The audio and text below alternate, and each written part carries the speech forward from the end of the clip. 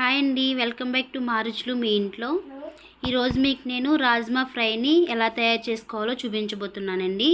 ఈ రాజ్మాలో అయితే ప్రోటీన్స్ ఎక్కువ ఉంటాయండి. ఇవి తినడం వల్ల చాలా బలంగా ఉంటారు.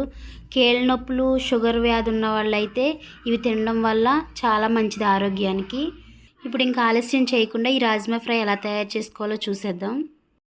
రాజ్మా ఫ్రై ప్రిపేర్ చేసుకోవడానికి 1 కప్ రాజ్మాని తీసుకున్నానండి. ఇది బౌల్లో వేసుకోవాలి. వీటిని కిడ్నీ బీన్స్ అని కూడా అంటారు. వీటిని ఒకసారి కడుక్కొని శుభ్రంగా నానబెట్టుకోవాలండి. పగలైతే 8 అవర్స్ నానబెట్టుకోవాలి. నైట్ అంతా నానబెట్టుకున్నా కూడా ఉదయానికి చాలా బాగా నానుతాయి. ఇప్పుడు వీటిని నానబెట్టుకుందాము. ఇదిగోండి, నైట్ అంతా రాజ్మాని నానబెట్టుకుని తీసుకొచ్చాను నేను. ఇదిగోండి, చూసారు కదండి ఎంత బాగా నాన్నాయో. నైట్ అంతా నానబెట్టాను నేను, చాలా మంచిగా నాన్నాయి. ఇప్పుడు వీటిని ఉడికించుకోవాలి. ఇప్పుడు స్టవ్ మీద కుక్కర్ని పెట్టుకోవాలండి. ఇప్పుడు నానబెట్టుకుని ఉంచుకున్న ఈ రాజ్మాని తీసుకుని దీంట్లో వేసుకోవాలి.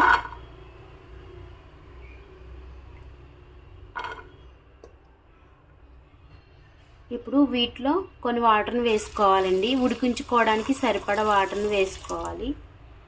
దీనిలో కొంచెం సాల్ట్ వేసుకోవాలండి. మళ్ళీ ఫ్రై చేసుకున్నప్పుడు కొంచెం వేసుకుంటాం, అందుకని చెప్పేసి కొంచెం తగ్గించే వేసుకోవాలి. ఇప్పుడు ఆ రాజ్మాకి పడితే, ఆ కిడ్నీ బీన్స్కి పడితే టేస్ట్ బాగుంటుందని చెప్పేసి ఇప్పుడు లైట్గా వేసుకోవాలి. ఇప్పుడు ఈ కుక్కర్ని మూత పెట్టేసుకొని స్టవ్ ఆన్ చేసుకొని 3 విజిల్స్ వేయించుకోవాలి. ఫ్లేమ్ వచ్చేసి మీడియం ఫ్లేమ్లో పెడుతున్నానండి. 3 విజిల్స్ అయితే అయిపోయాయండి. ఇప్పుడు ఎలా ఉన్నాయో చూద్దాము. రాజ్మా ఇదిగోండి, చూస్తున్నారు కదా, ఇవి చాలా బాగా ఉడికిపోయాయి. ఇప్పుడు వీటిని ఎలా ఫ్రై చేసుకోవాలో చూపిస్తాను. ఈ ఉడికించిన రాజ్మాని వేరే బౌల్లో తీసుకోవాలి. వాటర్ రాకుండా ఓన్లీ రాజ్మాల మట్టికి తీసుకోవాలండి.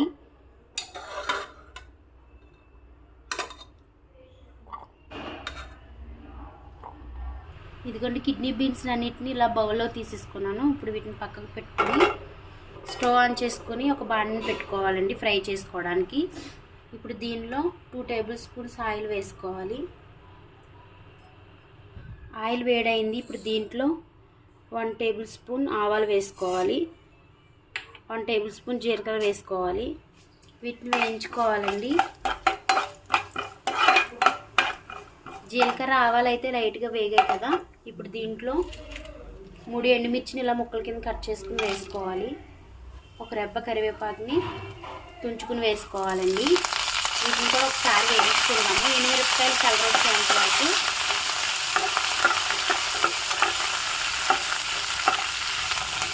కరివేపాకు, ఎండుమిరపకాయలు అయితే వేగిపోయాయి కదా. నేను పెద్ద సైజు ఉల్లిపాయని చిన్న చిన్న ముక్కల కింద కట్ చేసుకున్నానండి. ఈ ఉల్లిపాయ ముక్కలను కూడా వేసుకోవాలి.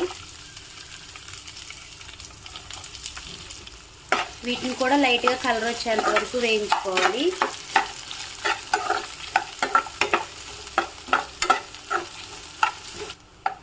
ఇవిగోండి, ఉల్లిపాయ ముక్కలు అయితే వేగిపోయాయి.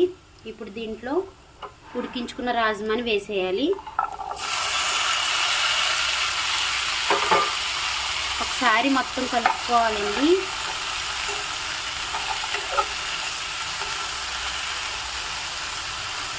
ఈ రాజ్మాలో ఎక్కువ మోతాదు కలిగి ఉన్న ప్రోటీన్స్ ఉంటాయండి. ఇవి ఆరోగ్యానికి చాలా మంచిది. వెయిట్ లాస్ అయ్యే వాళ్ళకి బాగా ఉపయోగపడుతుందండి. డయాబెటీస్ ఉన్నవారు కూడా ఇవి తినడం వల్ల చాలా మంచిది. వీక్లీ వన్స్ అయినా పిల్లలకి ఇలా చేసి పెట్టండి, చాలా మంచిది. లైట్గా కొంతసేపు వేయించాం కదా. ఇప్పుడు దీంట్లో 1/2 టేబుల్ స్పూన్ పసుపు వేసుకోవాలి. 1/2 టేబుల్ స్పూన్ సాల్ట్ వేసుకోవాలి. ఆల్రెడీ ఉడికించేటప్పుడు కొంచెం సాల్ట్ వేసాను కదండి, అందుకని చెప్పేసి ఇప్పుడు మనం తినే టేస్ట్ని బట్టి అడ్జస్ట్ చేసుకోవాలి. 1/2 టేబుల్ స్పూన్ కారం వేసుకోవాలి. ఆల్రెడీ మనం ఎండుమిరపకాయలు వేసాము, వాటి వల్ల కొంచెం కారం ఉంటుందండి. ఈ కారం కూడా వేస్తే కారం అయితే సరిపోతుంది. ఇంకా కారం ఎక్కువగా తినాలనుకుంటే పచ్చిమిరపకాయ ముక్కలను కూడా కట్ చేసుకుని వేసుకోవచ్చు. ఒకసారి పసుపు, కారం, ఉప్పుని మొత్తం కలుపుకోవాలండి. ఈ రాజ్మాకు పట్టేలాగా ఒకసారి కలిపేసుకోవాలి. 1/2 టేబుల్ స్పూన్ ధనియాల పొడి వేసుకోవాలి. 1/2 టేబుల్ స్పూన్ జీలకర్ర పొడి వేసుకోవాలి. వీటిని మొత్తం మిక్సీలో ఒకసారి కలుపుకోవాలండి.